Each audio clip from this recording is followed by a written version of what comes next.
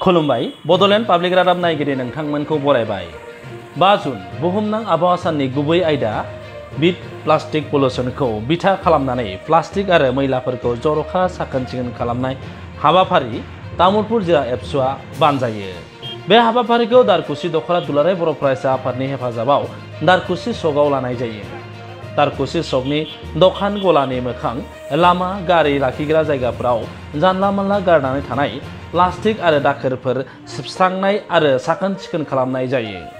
बेबायदिनो बुहुमनां आबहावा साननि सानसे सिगां दारकुसि सकआव तामुलपुर जिल्ला दुलाराय बर' फरायसा आफादा साखोन-सिखोन हाबाफारि लायो।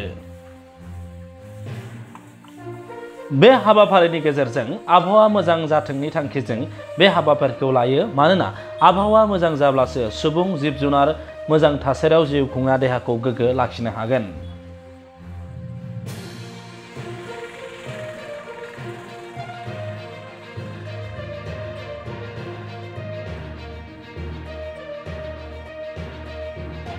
जाहोनानो जाबाय दुलाराय बर' फरायसा आफादा मोनसे भलेन्टारि अर्गेनाइजेसन जों अराय समबो डिसिप्लिनखौ लुबैयो आरो बे बुहुमाव थांना थानायजों लोगोसे सुबुं माहारिया जोङो गावनि गोसोखौ मोजां लाखिनायजों लोगोसे जोङो गावनि जायगा गावनि ओनसोल गावनि देशखौ जोङो साफायै लाखिनांगोन। मानो होनब्ला साफायै थायोब्लासो मानसिया मानसि हिसाबै थांनानै थानो हागोन। गावनि गोसोआ जुदि गादुरा जायोब्ला गावनि ओनसोला जुदि गादुरा जायोब्ला जोङो बे बुहुमाव थांना थानायनि जेबो ओंथि गैया। ओंखायनो जोङो भारतबाखि बा जोंनि गासैबो रायजोखौनो जोङो मेसेज होनो लुबैदों जे दुलाराय बर' फरायसा आफादा बेबायदि साब सिखोन लाखिनायखौ जों अराय समबो लुबैयो आरो दुलाराय बर' फरायसा आफादनिफ्राय बेखौनो जोङो खावलायनो लुबैयो जाहाथे गावबा गावनि न'खर गावनि गामि गावनि ओनसोल गावनि देशखौ मोजाङै लाखिनो थाखाय जोङो अराय समबो साब सिखोन जोङो खालामबाय थायो। बेखौनो जोङो दुलाराय बर' फरायसा आफाद तामुलपुर जिल्लानि जानानै गासैबो रायजो राजा माने सुबुंफोरखौनो जोङो खावलायनाय जाहरबाय। बुहुमनि बे मिथिंगाखौ मोजाङै लाखिनोबा दंफां लाइफांनि नोंथांमोना बे बाथ्राया थारैनो जोङो बुंनांगोन। बेखौनो लानानै गाबोन जिहेथु जोङो तामुलपुर जिल्ला दुलाराय बर' फरायसा आफादाबो महरिपारा दख'रा दुलाराय बर' फरायसा आफादनि हेफाजाबाव जोङो दंफां गायनाय हाबाफारि लादों।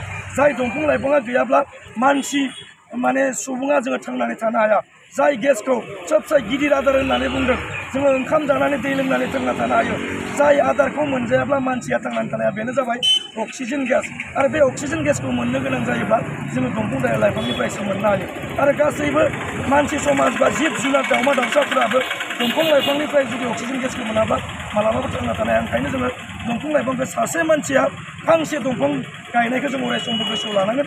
ओंखायनो गासैबो सुबुं माहारिखौनो बयखौबो फांफा फांफा गाबोननि दिनाव दंफां गायनो थाखाय तामुलपुर जिल्ला दुलाराय बर' फरायसा आफादनिफ्राय आङो गासैबो बर' रायजो राजाजों लोगोसे सुबुं माहारिखौनो आङो खावलायहरनाय जाबाय।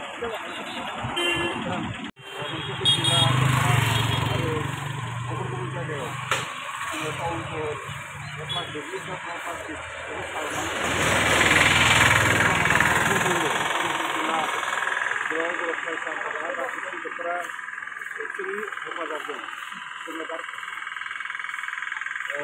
सकआव बे हाबाफारिखौ जोङो मावफुंनो लादों।